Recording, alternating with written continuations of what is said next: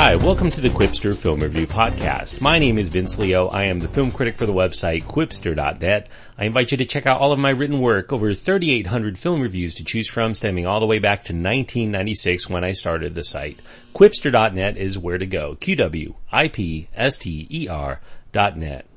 Today I'm going to be looking at a film that has been one of the most anticipated releases of the year, especially among people who follow a lot of the superhero franchises. It's called Suicide Squad. It's an action, comedy, adventure, thriller.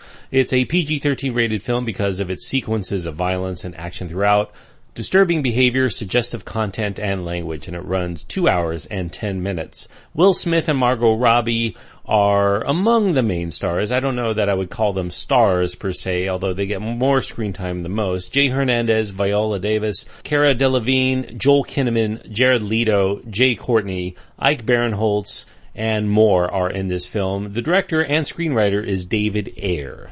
For those of you who aren't really paying attention, you should know that Suicide Squad is the third official film in the DC Extended Universe after Man of Steel and Batman v Superman: Dawn of Justice. The story here is a bit tangential to what's come before, save for a couple of Superman, Aquaman references, as well as the appearance of Bruce Wayne / Batman and a cameo by The Flash to remind us that there's more going on in the world than just what's surrounding this new cast of superpowered characters. Warner Brothers, the studio making the film, wants to remind us, the audience, that this offshoot ties in with what they've planned so far in their mad rush to catch up with the Marvel films and their jam-packed universe of already beloved characters. But we've never really seen any of these new Suicide Squad characters on the big screen before, so it's a few little cameos of recognizable names and faces, the revamped appearance of Batman's main nemesis, Jared Leto's take on the Joker, and a great deal of concentration on the biggest stars of the film, Will Smith and Margot Robbie as Deadshot and Harley Quinn, respectively. The Dirty Dozen-inspired plotline involves Black Ops ringleader, federal agent Amanda Waller, played by Viola Davis, bringing together what's known as Task Force X. They're a group of strangers who are all violently criminal, superpowered sociopaths who are locked away in elaborately imagined high-security prisons. They're forced to do the government's dirty work in order to stave off the threat of other metahumans that, in the wake of the death of the Earth's savior, Superman, they can't be stopped by conventional forces. So, to keep these fiercely independent baddies under control, these criminals are injected with micro-explosives in their neck, a la Escape from New York, through which Amanda Waller can detonate them with the touch of a phone app. But, on the positive side, the carrot, to sweeten the deal, promises of reduced sentences also keep them in check. The first big mission ends up eventually being to take down the evil ancient entity known as the Enchantress, who has usurped, for some short spells, the body of a scientist named Dr. June Moone, played by Cara Delevingne, an entity once controlled by Waller, but the Enchantress managed to finally break free from the curse that bound her, and she becomes one of the most dangerous entities on Earth. One of the weaknesses of Suicide Squad as a movie is the sheer amount of characters that it has to introduce. It relegates the first hour to a collection of brief dossier-style bios and a singular introductory scene to define each one of the characters. And just when you think all of these intros are done, then we get another handful of other characters that get introduced well into the movie. Other than our preconceived fondness for a few of the actors and for comic book fans, some of the characters, there's just not enough development given to any of them for us to truly care about what happens to them as they begin to battle for their mission as well as for their own livelihoods. Other than the fact that he's haunted by a love for his daughter who pleads with him to give up the criminal life, we learn that gun-for-hire Deadshot, played by Will Smith, is called this because he never misses a shot. That's somewhat similar to Marvel's Daredevil nemesis Bullseye in that fashion, if you've seen the Colin Farrell character. Harley Quinn, she's the most well-known, I suppose, of the principal Suicide Squad members. She's a former psychiatrist who turned sociopath herself. She becomes attached to the Joker while she's trying to treat him while she is diagnosing him in Arkham Asylum. But we get little feel of why she becomes so enamored of him and anything about her other than she wears sexy outfits and she talks like a ditzy New Yorker, sometimes forgetting, Margot Robbie from Australia. She has this accent nailed when she wants to, but she doesn't always want to. Once she doesn't wear glasses any longer, she becomes a completely different person, as evidenced here. The rest of the team, they're barely worth mentioning. They're not dealt with that much in the movie. I suppose a lot of their scenes ended up on the cutting room floor, as they say. Except for, there's some backstory to El Diablo. He's the pyromaniac who turns pyrophobic. He's a Mexican-American played by Jay Hernandez, whose inability to control his literally fiery outbursts during moments of rage end up causing a family tragedy, and that haunts him. The villains are a liability to Suicide Squad as well, especially the occasional appearance of these tar-bodied, these spore-skinned humanoid forms that are obviously injected so that air can up the violence quotient and still maintain a PG-13 rating because these aren't actual humans that are getting killed. But the big bad bosses of the film are the biggest disappointment too. And that includes the evil but very conflicted black magic witch who is in a good human's body, the Enchantress, or just Enchantress as she's credited. And there's also the superfluous inclusion of her hulking demonic brother at her side, Incubus, whose abilities are thinly defined and whose motivations, other than perhaps family loyalty, I guess, are not at all dealt with. One of the curious things I was thinking of as I was watching Suicide Squad is that the ending of this film, without spoiling it, it does strongly echo the climax of the 1984 version of Ghostbusters. We have Enchantress substituting for Gozer the Gozerian amid this very similarly cloudy, lightning-blazed portal in the sky. She also has a kooky new wave look.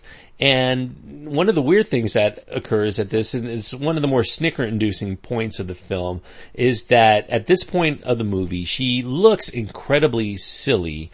She also, as she's talking, she is doing some sort of jittery, shaky dance style as she speaks. She's so erratic. She looks like one of those inflatable air dancers that you would find somewhere like at your local car dealership. And we get her motivations as a character, but they don't really pass that kind of laugh test. She wants to eradicate humanity because we've supplanted worship of these mystical ancient creatures in favor of our preoccupation with machines. And that includes, ironically, the phone app that might destroy those characters who are out to destroy her. Jared Leto is also here as a villain. He does have a very small, mostly tangential role playing, of course, the iconic Batman villain known as the Joker, and also Harley Quinn's boyfriend of a sort. He's not in the movie that much, 10 to 15 minutes. He's a push at best. I don't think he's going to make anyone forget Heath Ledger's iconic turn anytime soon, or Jack Nicholson's, or even Cesar Romero's for that matter. However, those are all of my complaints, and it is substantial, I will admit, but I do think that there are some strengths too. Ayer does have a good command of law enforcement and military types, as well as a lot of street cred to understand how these types interact with the criminal elements, and that's featured in pretty much all of Ayer's film. If you've followed his career, you know that he does have a penchant for cop films and criminal movies, as well as military and ex-military characters, so he's really in his element here. Will Smith and Margot Robbie acquit themselves well. They share a pretty nice, albeit limited, chemistry together. Perhaps that chemistry was cultivated from their time together working as leads in their recent semi-romantic thriller, Focus. I'd say Ayer also knows how to cut together a pretty good pop rock rap soundtrack, along with his well-edited action scenes, and that gives those moments the propulsion necessary to get audiences who are prone to liking music video style editing a few moments of excitement as these principal characters go into their respective battles throughout the fictitious Midway city. The neon-infused, tattoo-tinged, psychobilly look and vibe of Suicide Squad separate Ayer's film from that of the other superhero properties, even in the DC Extended Universe. It does infuse an appropriately dark and trashy bad boy image to the film that I do think sets the mood well for the kind of crazy amoral types that are in the film and all of the zany, weird antics that ensue. However, what keeps Suicide Squad on the level of being merely passable entertainment at best, I think, is the choppy and stuttering nature of the ill-defined plot. Perhaps it's undone by yet another instance of nervous studio meddling, ostensibly to try to not stall momentum for their very young, burgeoning universe of tentpole films meant to keep this studio in the black for years to come. Ayer said that there are many deleted scenes that we'll come to see on the Blu-ray release. I suspect we're going to get that. He does state that the theatrical release is his final cut, so none of that Batman v Superman Blu-ray release that had Zack Snyder putting back in all of the cutout characters and altered storyline that he had to compromise to squeeze the film down to 2.5 hours from his original 3-hour cut. We're not going to get the ultimate director's edition, so says Ayer. We'll see what happens come Blu-ray release time. Nevertheless, one should know, if you've been reading Twitter or the trades lately, you know that Suicide Squad has had a lot of pre-release press coverage because of substantial reshoots that had been done on the film because of the negative reviews received by the critical press for Batman v Superman, and a lot of less than diehard fans didn't like the grimness and the lumbering nature of the first two films in this universe. And given the track record for lesser established superhero characters in their own movies that have a lot of music and humor, such as Guardians of the Galaxy and Deadpool, the thought was, hey, this is the way to introduce these new characters to the public. Let's make them funny and irreverent, and let's kind of redo the film away from the grimness and bleakness of Batman v Superman. For the most part, I think it works, although I do think that it ends up probably ruining the entire plot of the film. So it's a trade-off, I guess. Suicide Squad does have its share of enjoyable moments, I will say. And along those lines, how much you ultimately come away liking the film overall is going to be mainly determined by how many of these moments entertain you such that you'll be willing to overlook the underwhelming and underdeveloped moments in its storyline and those very one-dimensional characterizations. Suicide Squad does sport a very lengthy runtime for a film that doesn't really wrestle much with important themes. At 2 hours and 10 minutes, it probably also introduces about a half dozen too many superpowered characters in its rogues gallery. They end up distracting more than they enhance the film. And yet, if you take Suicide Squad as purely a popcorn piece of entertainment, the humor, the likable actors, and Ayer's ability to draw out some pretty good kinetic energy, I think, keeps the film from sinking from the leaden weight of its ramshackle plotting.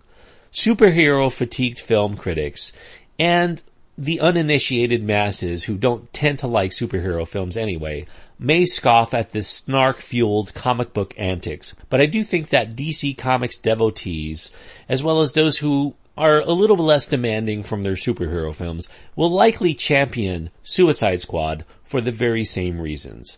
I'm going to give Suicide Squad 3 stars out of 4. 3 stars on my scale means that I won't quite say that it's a good film, but I do think that it's worthwhile for those people who like this genre of films.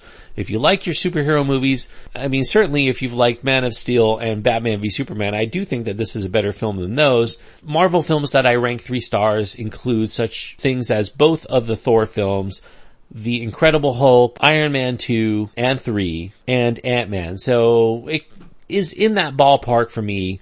I enjoy the film, flaws and all, and I would recommend it for people who like comic book films, especially who don't have a jaded opinion for the DC Extended Universe coming into already. So I'm going against the grain. Right now, at the time of this recording, it has 26% on Rotten Tomatoes. That is dismal. That's even worse than Batman v Superman. But I would watch this before I watch Batman v Superman again. Along those lines, I do have to mention here, I did see Batman v Superman, the extended cut that was the 3-hour version that was released just recently. And I have not reviewed it on this show, but I will say that I think that it does improve in a few areas here and there in terms of making some sense to the plot, but the flaws are still there. And it also introduces a few new flaws too to the mix. So it's kind of a wash for me. I would still give that film 2 stars out of 4. One more thing before I go, I do want to mention there's an extra scene midway through the closing credits, so stick around for that. There is not one at the very end, so don't stick around for that. Thanks everyone for listening. I hope that you enjoyed this review. If you do end up seeing or have seen Suicide Squad, I would love to hear what your take is. You can find my contact information at my website, as well as links to my Twitter feed and Facebook page, where you can also follow me and send me any comments that you want All of those means are perfectly acceptable ways to get in touch. Quipster.net is where to go to get that information. QWIPSTER.net.